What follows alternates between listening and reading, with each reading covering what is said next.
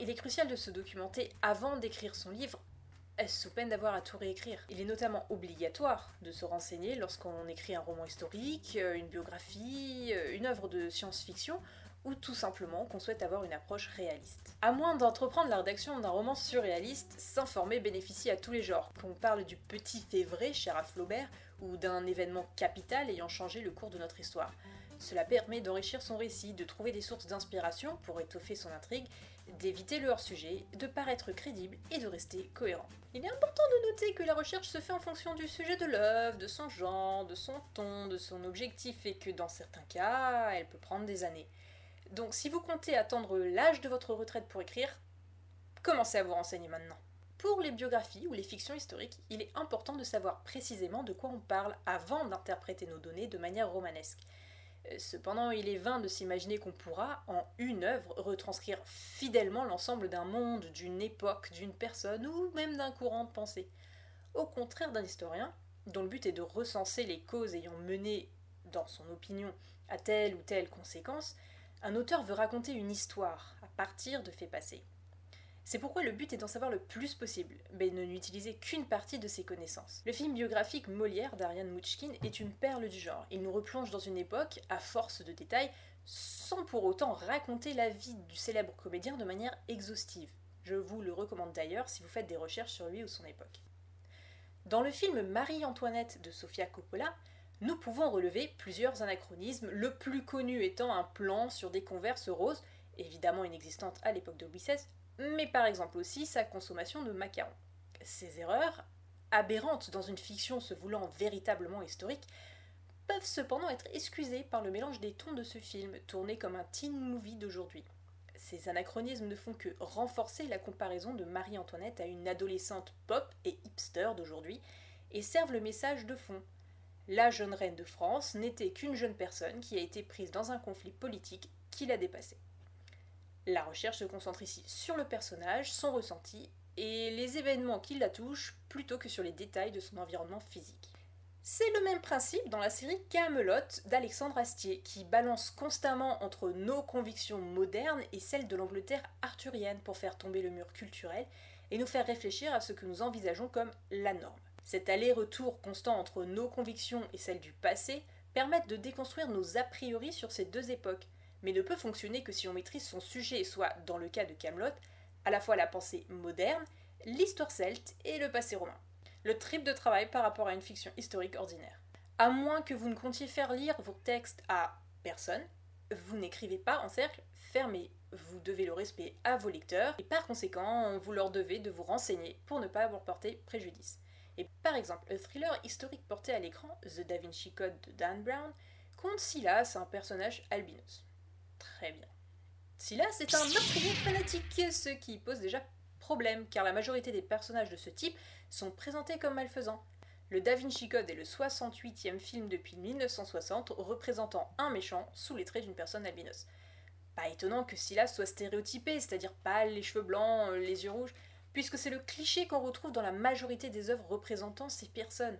Et pourtant, il existe des personnes albinos noires ou rousses, pas repérables par le spectateur lambda. En tant qu'auteur, nous devons avoir conscience que ce que nos œuvres fictives considèrent comme des symboles sont dans certains cas des personnes bien réelles et que le rôle que nous leur donnons dans nos fictions a un impact tout aussi réel dans leur vie.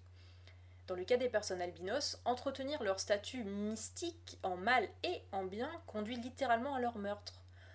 En Tanzanie et au Malawi par exemple, où la prévalence des personnes albinos noires est importante, leur association à la magie en fait régulièrement les victimes de sorciers qui se servent de leurs organes dans des pratiques magiques.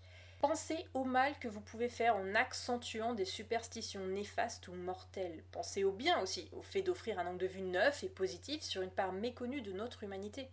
On dit que l'erreur est humaine. L'important n'est pas de cerner parfaitement tous les tenants et aboutissants d'un problème, d'autant que c'est impossible lorsqu'on n'est pas concerné, mais de faire son mieux pour traiter les autres avec respect. Comment faire de la recherche? Dans l'idéal, conduisez vos recherches principales avant de commencer à rédiger et, en cours d'écriture, n'hésitez pas à vous laisser une note dans la marge lorsque vous bloquez sur un point au contraire mineur. C'est-à-dire que vous devez savoir comment votre protagoniste aveugle interagit avec le monde avant de commencer à écrire, mais que vous n'avez pas à vous préoccuper sur le moment de savoir si, à son époque, le taffetas existait déjà, à moins que ce ne soit crucial pour votre intrigue. Commencez par établir une liste de ce qui vous semble important de connaître. Faites ensuite une recherche rapide sur internet pour l'étoffer et pour éliminer les fausses pistes. Sélectionnez les œuvres fictives et les essais à consulter. N'oubliez pas de sélectionner plusieurs auteurs pour un même sujet, pour pouvoir comparer leurs points de vue. Quand votre liste semble complète, passez à la recherche elle-même. Lisez d'abord les articles courts, puis passez aux plus longs, voire aux essais et aux documents historiques. Alternez avec des œuvres fictives en rapport avec votre thème quand ça devient fastidieux. Par exemple, pour écrire cet article, j'ai commencé par rédiger un plan grossier des points qui me semblaient importants. Ensuite, j'ai cherché sur internet des textes traitant le sujet pour compléter mes propres idées. Et la troisième étape serait de consulter des essais sur les techniques d'écriture, ce que j'ai déjà fait. Je travaille à partir de mes notes. Je vous conseille d'ailleurs Story, Substance, Structure, Style and the Principles of Screenwriting de Robert McKee. Prenez des notes au fur et à mesure de vos recherches, que ce soit de manière informatique ou sur papier.